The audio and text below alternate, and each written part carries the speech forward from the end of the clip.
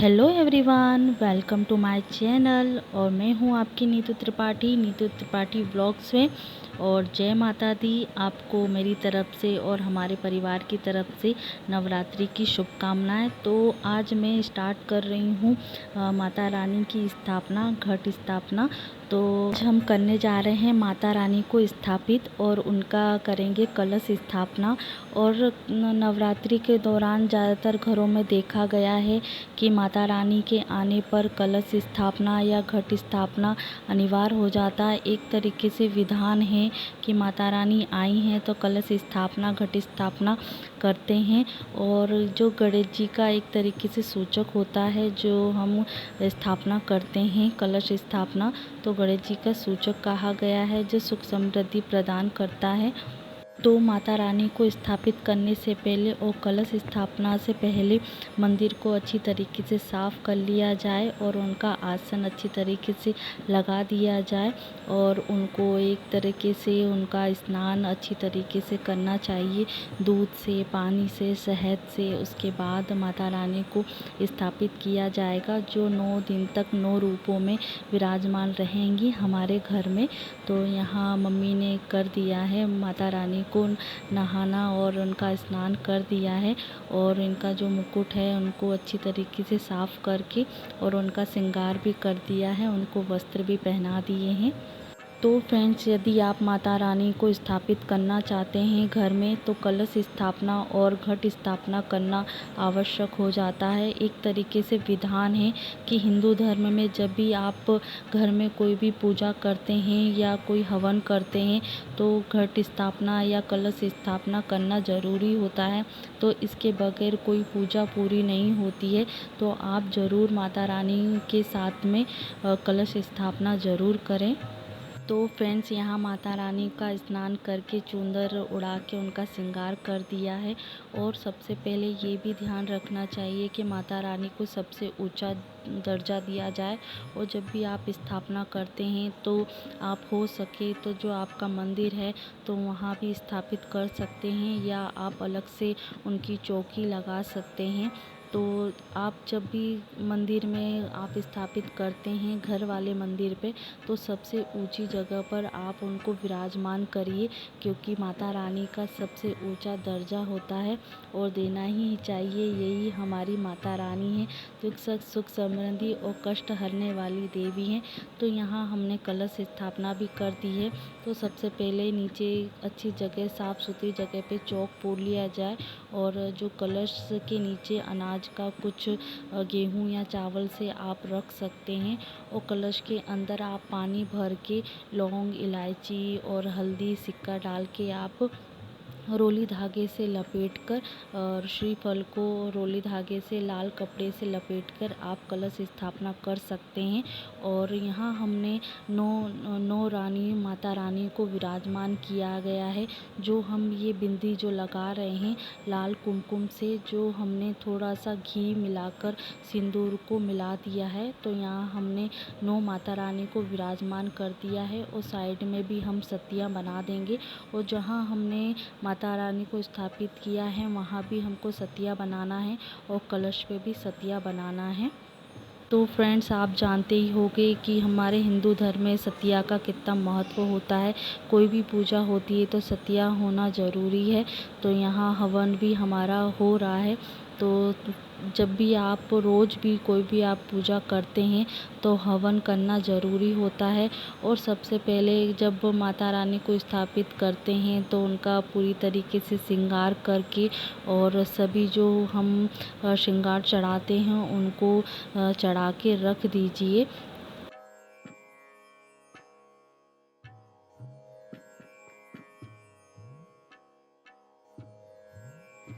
तो फ्रेंड्स, आज है माता रानी का पहला दिन, जो है शैलपुत्री माता का। तो माता रानी से बस यही विनती करते हैं कि हमारे घर में सुख समृद्धि प्रदान करें और स्थिरता बनाए रखें, क्योंकि माता रानी, शैलपुत्री माता रानी एक तरीके से स्थिरता का प्रतीक हैं। जो पहाड़ जो उनके नाम में ही झलकता है, शैलपुत्री, शैल का मतलब ही पहाड़ होता है। ये शैलपुत्री माता हिमालय पर्वत की ही पुत्री पुत्री हैं जो हमारे जीवन में स्थिरता बनकर आई हैं और हमारी लाइफ में जो भी जो डगमगाता हुआ प्रभाव है वो हमें एक तरीके से प्रेरणा देती है कि ज़िंदगी में कितना भी उतार चढ़ाव बना रहें, स्थिरता बनाए रखिए और अपने जीवन को संतुष्ट बनाए रखिए। तो देखिए यहाँ माता रानी की स्थापना हो चुकी है और कितनी सुंदर लग रही हैं पीले वस्त्र और नारंगी वस्त्र में। तो सबसे पहले माता रानी का वस्त्र भी यही है पहले दिन का कि माता रानी जब भी अरुणोदय जो युग था उसमें जब प्रकट हुई थी तो सूर्य की किरणें उन पर पड़ी थी, इसकी वजह से उनका जो शरीर है वो नारंगी हो गया था, इसीलिए उनको शैलपुत्री कहा गया है। और माता रानी को ये है कि कनेर के जो सफ़ेद कनेर के फूल होते हैं बहुत पसंद आते हैं, इससे जो माता रानी भक्तों पर बहुत प्रसन्न हो जाती हैं और श्रद्धापूर्वक बस बनी रहें हमारे जीवन में और हम उनसे बस विनती करते रहें कि माता रानी हमारे हृदय में बनी रहें।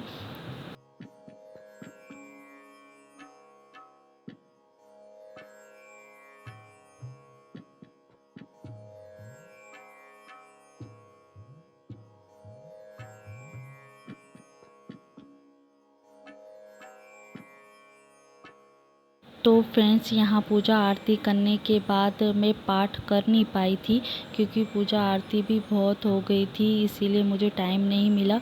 तो आज की रात में शाम के टाइम पे मैं पाठ करूँगी। और यहाँ पूजा करने के बाद हमने चाय पानी नाश्ता कर लिया था, फिर शाम के टाइम पे नहा धोकर हमने आरती करने के बाद मंदिर चले गए थे क्योंकि आज पहला दिन है तो पहले दिन तो मंदिर जाना ज़रूरी है। पर जितनी भी आपको संभावना होती है आपकी श्रद्धा भक्ति के ऊपर है और घर की स्थिति के ऊपर है कि आप रोज़ जाएं तो अच्छी बात है और नहीं जा पाएँ तो आप घर में तो पूजा कर ही रहे हैं।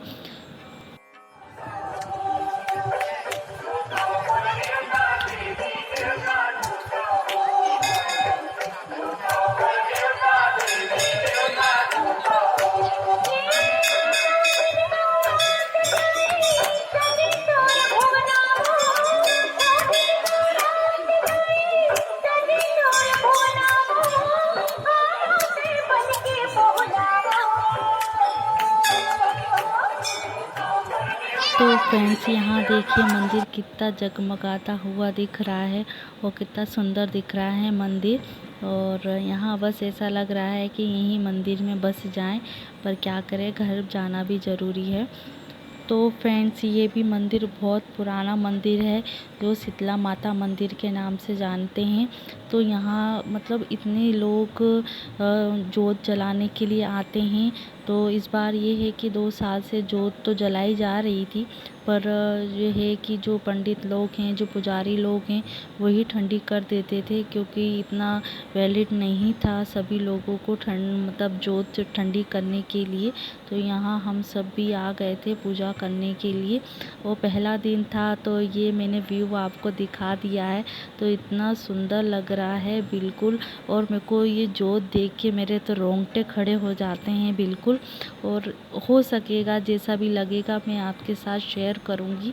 और जोत तो ये है कि सभी अपना अपना नंबर लगाते हैं जोत जलाने के लिए, पर पता नहीं इस बार तो जोत उठाने का मौका मिलेगा कि नहीं, वो मैं आपके साथ शेयर करूँगी। और उसके बाद घर पे आने के बाद सभी की फरमाइश थी कि मटर पनीर बना लिया जाए।